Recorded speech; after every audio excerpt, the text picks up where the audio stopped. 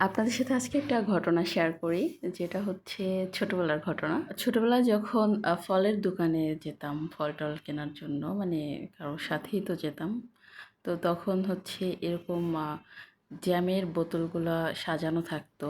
তো আমার মনে হতো আমি এগুলা সব নিয়ে আসি। কিন্তু সব তো আসলে কিনে দিত না, দিত একটা। তাও এক কালারের একটা আমার নিয়ে আসতে ইচ্ছে করতো, কিন্তু আসলে দিত না। তো তারপর ওই একটা নিয়েই বাড়ি আসতাম। ওটাকে প্রতিদিন সকালে ১ চামচ করে আমাকে দিত। খুব বেশিও দিত না। শেষ হয়ে যাবে। তো এখন বাচ্চাদের যতটা অ্যাভেলেবেল সবকিছু দেয় গার্ডিয়ানরা, আমাদের সময় এতটা দিত না। তবুও দিত। আর অন্য সব বাচ্চাদের তো ওটাও দিত না। হ্যাঁ? আজকে সুপার শপে যেয়ে আমার সেই ছোটবেলার কথা মনে পড়েছে। যদিও জ্যামটা কিন্তু খুবই আনহেলদি একটা খাবার, যেটা ছোটবেলায় হয়তো বুঝতাম না, এটা মজা লাগতো, মিষ্টি।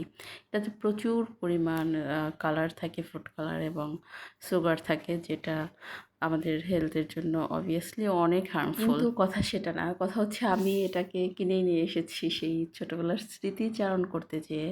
শিওর যে আমি এটা খাবো না, কিন্তু আমি সেই ছোটবেলার একটা ভাইব নেওয়ার জন্য আমি এটা কিনে নিয়ে এসেছি। এটা হচ্ছে মিক্সড ফ্রুটসের ছিল। আমি এটার স্মেলটা বারবার নিচ্ছিলাম, আমার সেই ছোটবেলার কথা মনে পড়ছিল এবং ১ চামচের মতো আমি খেয়েছি অবশ্য।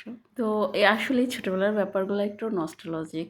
এই সাধারণ ১ চামচ জ্যাম এবং একটা ব্রেড খুব মজা লাগতো। এখন যেটা লাগে না, আসলে সময়ের সাথে সাথে সব কিছুই পরিবর্তন হয়ে যায়। তাই সময়ের কাজ সময় করাটাই বেটার। Thanks for watching.